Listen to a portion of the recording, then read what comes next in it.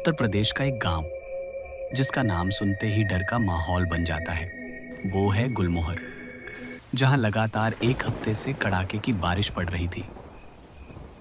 इस गांव में बिजली की समस्या बहुत ज्यादा थी, जिस कारण लोग रात को अपने अपने घरों में लैंटर्न या फिर मोमबत्ती जलाया करते थे। इस गांव के लोगों में एक दूसरे के प्रति बहुत इखलास और प्रेम भाव था। सभी लोग एक दूसरे के हर कामों में मदद करते थे। सभी लोग अपना घर चलाने के लिए गांव से बाहर खेतों में थोड़ी बहुत खेती बाड़ी करते थे, जिससे उनका घर अच्छे से चल सके। अब जून का महीना लगभग खत्म ही होने को चला है और बरसात को मौसम चालू हो चुका है। कुछ लोग मोहन की चाय की टपरी पर बैठे हुए एक दूसरे से बातें कर रहे हैं और अपने अपने किस्से कहानी बता रहे हैं। अरे भाई, बारिश के इन दिनों में मोहन की चाय की टपरी पर बैठकर चाय पीने में जो मजा है ना भाई, वो और कहीं नहीं है। अरे हाँ भाई, बिल्कुल सही बोला आपने। इन दिनों तो बस यही जी करता है कि पूरी रात मोहन की टपरी बैठकर चाय पीते पीते और बातें करते करते ही बिता दूं। अरे विक्रम भाई, अगर पूरी रात तुमने चाय पी भी ली तो आधे महीने की तनख्वाह तो तुम्हारी यही चली जाएगी। इसी तरह से सभी लोग आपस में हंसी मजाक करते हुए सभी लोग बातें करते। बारिश काफी तेज पड़ रही थी और आसमान में काले बादलों के साथ तेज तेज बिजली कड़क रही थी। तभी दूर से शैलेंद्र काका भी आते हुए दिखते हैं।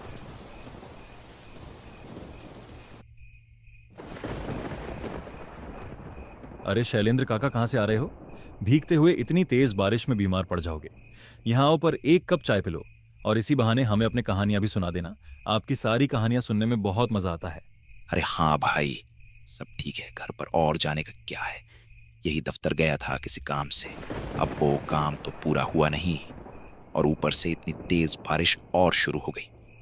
अरे हाँ काका, इस बारिश से तो हम भी परेशान हैं, लेकिन इस बारिश में यहां मोहन की टपरी पर बैठकर सभी दोस्तों के साथ चाय पीने में बहुत आनंद आता है और साथ में आपकी कहानियां सुनने और भी ज्यादा मजा आ जाता है। अरे हाँ काका, सुनाओ ना अपनी एक दो कहानी। ठीक है बेटा, तुम कहते हो तो रुक जाता हूँ, पर बेटा मैं तुम्हें जो कहानियां सुनाता हूँ वो सब कहानियां नहीं, एक सच्ची घटनाएं होती हैं। अरे काका, चलो मान लिया आपकी सभी कहानियां सच्ची होती हैं, अब तो आ जाओ।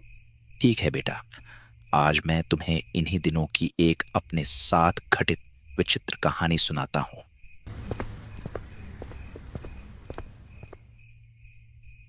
अरे भाई, मोहन काका के लिए एक कप कड़क चाय लगाओ।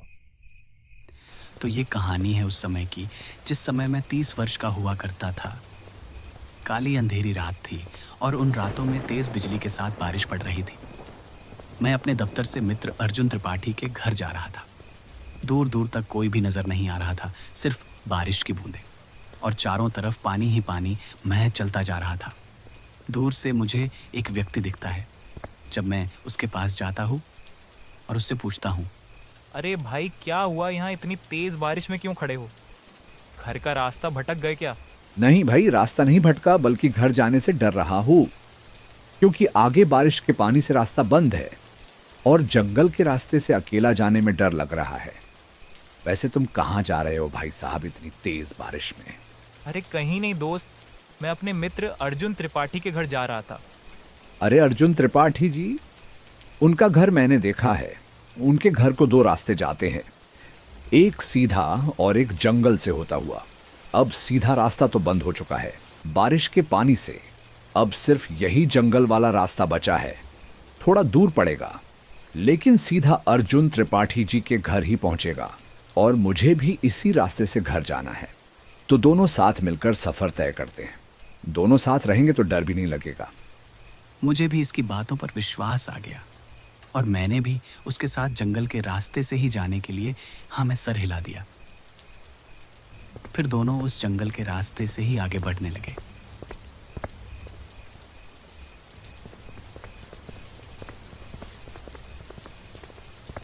चारों ओर घने जंगल और घने जंगलों में सिर्फ जंगली जानवरों के घुराने की आवाज ही आ रही थी। डर तो मुझे भी काफी लग रहा था कि इतनी तेज बारिश और ये जंगली जानवरों का घुराना और अनजान सड़क पर अनजान व्यक्ति जो मुझे जंगल के रास्ते से जाने के लिए कहता है। ये सब मुझे काफ़ी अजीब लग रहा था, लेकिन मैं कुछ नहीं कर सकता था। इसलिए मैं भी उस व्यक्ति के साथ आगे बढ़ता चला जा रहा था। क्या पता ये व्यक्ति मुझे मेरी मंजिल तक पहुंचा ही दे। बारिश अब अपना और विकराल रूप ले चुकी थी। बारिश पहले के मुकाबले में बहुत तेज हो चुकी थी। फिर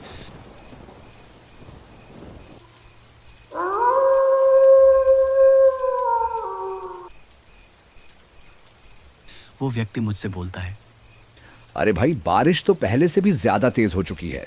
हम एक काम करते हैं, इतने पास वाली कुटिया में ही रुक जाते हैं। अब वह कुटिया बिल्कुल खाली पड़ी है, उसमें अब कोई नहीं रहता। जब बारिश रुक जाएगी तब हम फिर से आगे निकल पड़ेंगे। मैंने फिर से उस व्यक्ति की हाँ में हाँ कर दी और उसके साथ पास वाली कुटिया में ही चला गया।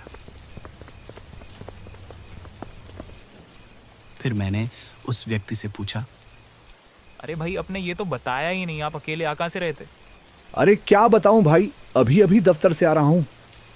उसके ये बात बोलते ही मुझे थोड़ा थोड़ा डर लगने लगा, क्योंकि सारे दफ्तर शाम 6 बजे बंद कर दिए जाते हैं और ये बोल रहा था कि ये अभी अभी दफ्तर से आ रहा है, जबकि इस समय पूरे 9 बज चुके थे। इस समय भला कोई दफ्तर कैसे खुल रहा होगा? इस बात पर मुझे थोड़ी थोड़ी शंका होने लगी, पर मैंने ज़्यादा ध्यान नहीं दिया और हम दोनों बहुत समय तक यूं ही आपस में बातें करते रहे। लेकिन बारिश रुकने का नाम ही नहीं ले रही थी। तभी आकाश से एक तेज बिजली कड़कती है और बारिश थोड़ी धीमी हो जाती है, लेकिन तभी दूर से किसी बच्चे की अजीब तरीके से रोने की आवाज आती है।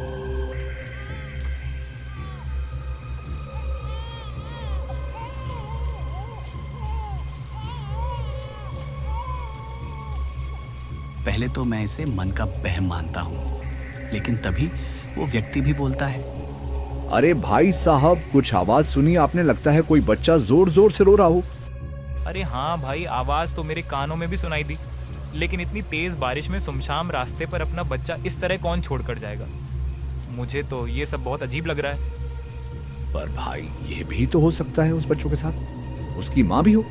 इस अंधेरी रात में उसे कोई नजर नहीं आ रहा होगा, इसलिए वह मदद की बुखार नहीं लग रही। अगर हम पास जाएं तो पता चल भी जाए। हाँ भाई, मुझे भी यही लगता है कि वह बच्चा मदद के लिए ही रो रहा है। कुछ समय तक हम दोनों बाहर की आवाज गौर से कान लगाकर सुनते हैं।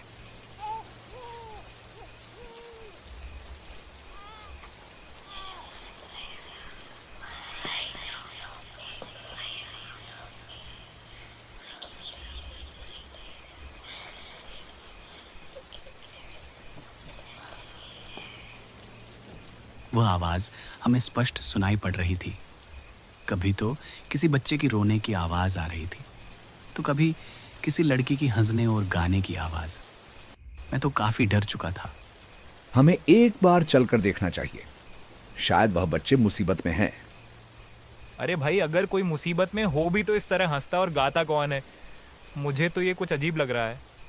मुझे कुछ भी ठीक नहीं लग रहा। अरे चलिए ना, एक बार चलने में क्या जाता है? क्या पता वह बेचारे सच में मुसीबत में हो।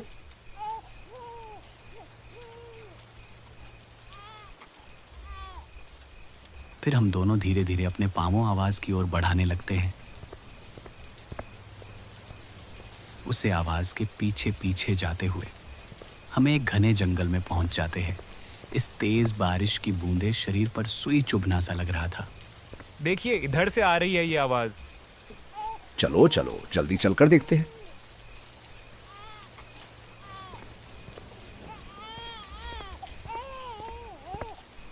हम दोनों उस आवाज के पीछे पीछे एक घघोर जंगल के बीच आ चुके थे।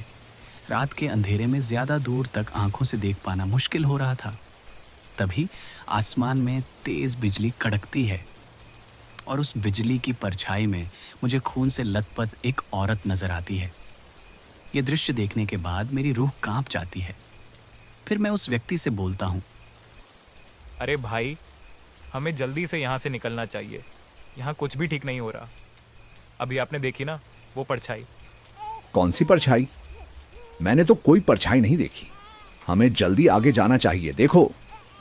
वो बच्चा फिर से कितनी जोर जोर से रो रहा है। लगता है ज्यादा मुसीबत में है। जल्दी चलो, आगे बढ़ो। अब मुझे उसे व्यक्ति पर से भी विश्वास हटने लगा था, क्योंकि वो व्यक्ति मुझे आगे ले जाने के लिए बहुत मजबूर कर रहा था। तभी एक बांस का पेड़ जमीन पर गिर जाता है। मुझे तो ये सब कुछ बहुत अजीब लग रहा था, लेकिन मेरे साथ जो व्यक्ति था वो बिना डरे बिना घबराए उस बांस के पेड़ को पार कर आगे बढ़ जाता है और फिर मुझसे बोलता है, अरे आओ भाई, वहीं पर क्यों खड़े हो? जल्दी से इस बांस के पेड़ को पार करो।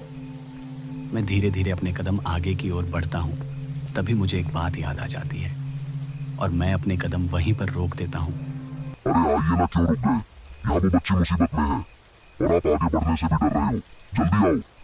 फिर मेरा संध्या विश्वास में बदल गया और मैंने अपने कदम धीरे धीरे वापस कर लिए। दरअसल ममय भागना तो चाह रहा था, लेकिन भाग नहीं सकता था, क्योंकि वह व्यक्ति सामने से मुझे देख रहा था। कुछ देर बाद ही दोबारा से तेज बिजली कड़कती है और वह व्यक्ति अपने असली रूप में आ जाता है और वही आवाज़ जो इतनी देर से गूंज रही थी। इस आवाज़ में वह जोर जोर से हंसने लगता है। वही सारी आवाज़ जो इतनी देर से हमें सुनाई दे रही थी, सभी आवाज़ वह आदमी दोबारा से निकलने लगता है। तुम लोगों को साथ विश्वास नहीं होगा, लेकिन ये घटना मैंने सामने से अपनी आंखों से देखी है। मुझे समझने में देर न लगी और मैं तुरंत ही वहां से भाग निकला। मैं इतनी जोर से भागा कि इस अंधेरी रात में मैं कुछ देख भी नहीं पाया। मैं यूं ही काफी देर तक भागता रहा, जब तक कि वह जंगल पार ना हो जाए। आसमान में बिजली कड़कती रही और जोर जोर से बारिश पड़ती रही।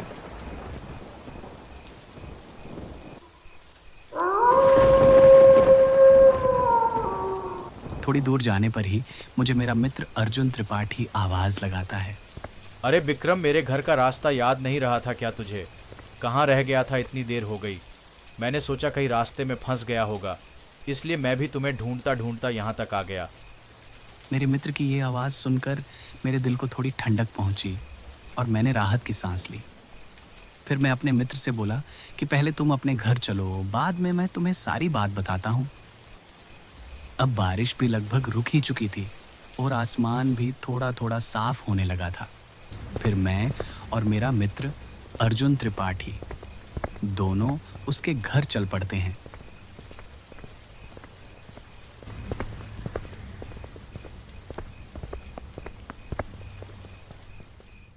घर जाकर मैं अर्जुन त्रिपाठी से अपने साथ घटित सारी घटना बताता हूँ।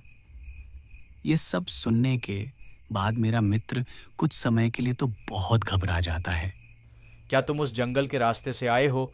अक्सर वहाँ पर ऐसे हादसे देखने को मिलते रहते हैं। अच्छा हुआ कि तुम वहाँ से भाग निकले, क्योंकि जी कुटिया में वह व्यक्ति तुम्हें लेकर गया था। उस कुटिया में पहले एक आदमी के 2 छोटे छोटे बच्चे रहते थे। वो व्यक्ति दफ्तर में कम करता था। उसके पिता पर 5 लाख का कर्जा था, जो उसके पिता बिना चुकाए ही मर गए थे। बाद में उस बूढ़े का लड़का गांव छोड़कर भाग गया, लेकिन कुछ व्यक्तियों ने उसका पता कर्जदारों तक पहुंचा दिया, जिसके बाद उन कर्जदारों ने उसकी कुटिया में अंधेरी रात को ही आग लगा दी, जिसमें उसके दोनों बच्चे थे। वो जिंदा जल कर मर गए। जब उसके पिता ने घर आकर देखा तो अपने दोनों बच्चों उसे मृत्यु हुए मिले। ये दुख दृश्य उससे देखा नहीं गया और उसने भी अपनी बही पर आत्महत्या कर ली, जिसके बाद यह सब घटनाएं घटती हैं। कोई भी गांव वाला उस जंगल के रास्ते से जाने की हिम्मत नहीं करता है। उस व्यक्ति की ये सच्ची कहानी सुनकर मेरे तो होश ही उड़ गए। सुबह होते ही मैं तो अपने घर लौट आया और फिर कभी ना ही उस जंगल के रास्ते को गया और ना ही फिर मैं अपने मित्र अर्जुन त्रिपाठी के घर गया। अब जब भी मुझे अपने मित्र से मिलना होता है तो मैं उसे अपने घर ही बुला लेता हूँ। पर शैलेंद्र काका, आपको बांस के पेड़ गिरने पर वो कौन सी बात याद आ गई जो आप आगे नहीं बढ़े? अरे कपिल, क्या तुम्हें पता नहीं, अगर रात को बांस का पेड़ सामने गिर जाए तो फिर उसे पार करके आगे नहीं बढ़ना चाहिए। यह बहुत पहले से बड़े बुजुर्गों का कहना है कि अगर रात को बांस का पेड़ टूट कर आपके रास्ते में पर गिर जाए तो अपना रास्ता बदल लो, मगर उसे पार करने की भूल ना करना।